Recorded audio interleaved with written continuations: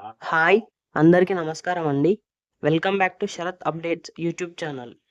తెలంగాణ రాష్ట్రంలో ఈరోజు దాదాపు 33 జిల్లాల వరకు ఈ కొత్త చేయూత పెన్షన్లు జమ చేస్తున్నట్టు సమాచారం వచ్చింది.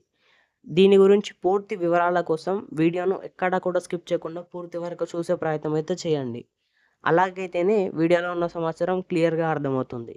దాంతోపాటు వీడియోని ఖచ్చితంగా లైక్ చేయండి. లైక్ చేస్తే ఇలాంటి ఇన్ఫర్మేషన్ మీకు అందించడానికి నాకు మోటివేట్గా ఉంటుంది. అలాగే ఛానల్ని సబ్స్క్రైబ్ చేయండి.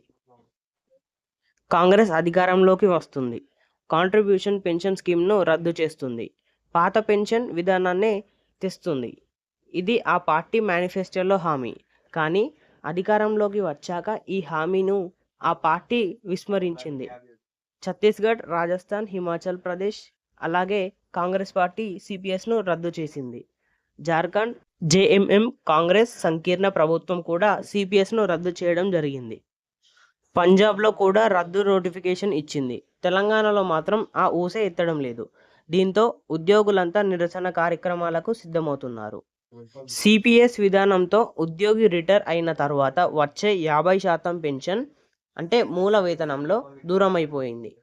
ఇది వరకు 50% పెన్షన్తో ఉద్యోగికి భరోసా దొరికేది. కానీ ఇప్పుడు పెట్టుబడుల పెన్షన్ వచ్చింది. ప్రాన్ అకౌంట్లో జమ అయిన మొత్తం 40% ఇన్సూరెన్స్ కంపెనీ వద్ద పెన్షన్ ప్లాన్లు కొనుక్కోవాలి. అలా కొనుక్కున్న పాలసీని బట్టి ఏడాదికి 6% మించకుండా పెన్షన్ రూపంలో ఇస్తారు. మిగిలిన 60% మాత్రం ఉద్యోగి వినియోగించుకోవచ్చు. విత్డ్రా చేసుకునే 60% మొత్తానికి ఆదాయపు పన్ను పరిధిలోకి వస్తుంది. జిఎస్టీ వర్తిస్తుంది. జీపీఎఫ్ ఉండదు. డెత్ రిలీఫ్ కూడా రాదు. రాష్ట్రంలో ఉద్యోగులకు ఉన్న పెన్షన్ హక్కును కూడా హరించింది. 2004 అప్పటి రాజశేఖర్ రెడ్డి సర్కారు సెప్టెంబర్ 1వ తేదీన రాష్ట్ర ప్రభుత్వ ఉద్యోగులందరికీ సిపిఎఫ్ను వర్తింపజేస్తూ జీవోని జారీ చేసింది. ఏపీ పెన్షన్ రూల్స్ 1980ని సవరించింది. ఈ నిర్ణయంతో 2 దశాబ్దాలుగా లక్షలాది మంది ఉద్యోగుల పెన్షన్లు దూరమయ్యాయి. ఈ కారణంగానే సెప్టెంబర్ 1వ తేదీన ఉద్యోగుల పెన్షన్ విద్రోహ దినంగా నిర్వహిస్తున్నాయి. ఈ ఏడాది సెప్టెంబర్ 1వ తేదీన ఉద్యోగుల జేఏసీ ఆర్టీసీ కళ్యాణ మండపంలో ఈ భారీ సభను నిర్వహించనుంది. పిఆర్టీయు టీఎస్ ఆధ్వర్యంలో ఇందిరా పార్కులో నిర్వహించే మహాధర్నాకు నల్ల దుస్తులు ధరించి ఉద్యోగులంతా తరలి రావాలని ఎమ్మెల్సీ పింగిలి శ్రీపాల్ రెడ్డి గారు పిలుపునిచ్చారు. గత 20 నెలలుగా ప్రభుత్వ ప్లాన్ ప్రకారం జమ చేయాల్సిన వాటాను జమ చేయలేదు.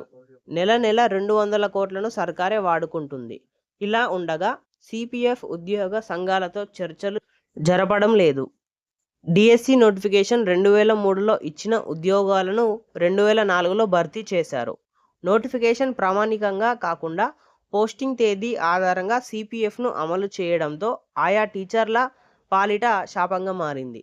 దీనికి కాంగ్రెస్ పార్టీయే కారణం. ఇటీవలే హైకోర్టు కూడా 2023 డిఎస్సి టీచర్లకు పాత పింఛన్ను అర్హులేనని తీర్పునిచ్చింది.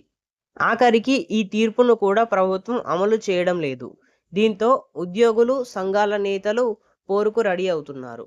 ఈ కొత్త చేయూత పెన్షన్ల పంపిణీ గురించి మొత్తం 39 లక్షల మంది లబ్ధిదారులలో చాలా మందికి మే, జూన్ నెల అలాగే జూలై నెలలో రావాల్సిన పెన్షన్ డబ్బులు అందుతాయో లేవో అని తెలియలేదు అన్నారు. కానీ ఇప్పటికి చూసుకుంటే ఆ పెన్షన్ డబ్బులు ఇప్పటివరకే రాలేవు. ఆర్థిక ఇబ్బందులను ఎదుర్కొంటున్న రాష్ట్ర ప్రభుత్వం ఆసరా చెల్లింపు కోసం ప్రతి నెల 800 కోట్ల వరకు అవసరం అయితే ఉంటుంది. ఆసరా పథకానికి అమలు చేసే గ్రామీణ పేదరిక నిర్మూలన సంస్థ సెర్ఫ్ డైరెక్టర్ జి వెంకట సూర్యారావు పెన్షన్ల పంపిణీలో జాప్యం జరుగుతుందని టీఓఐకి ధృవీకరించారు. పెన్షన్ గురించి మరెన్నో లేటెస్ట్ అప్డేట్స్ కోసం ఛానల్ని సబ్స్క్రైబ్ చేయండి.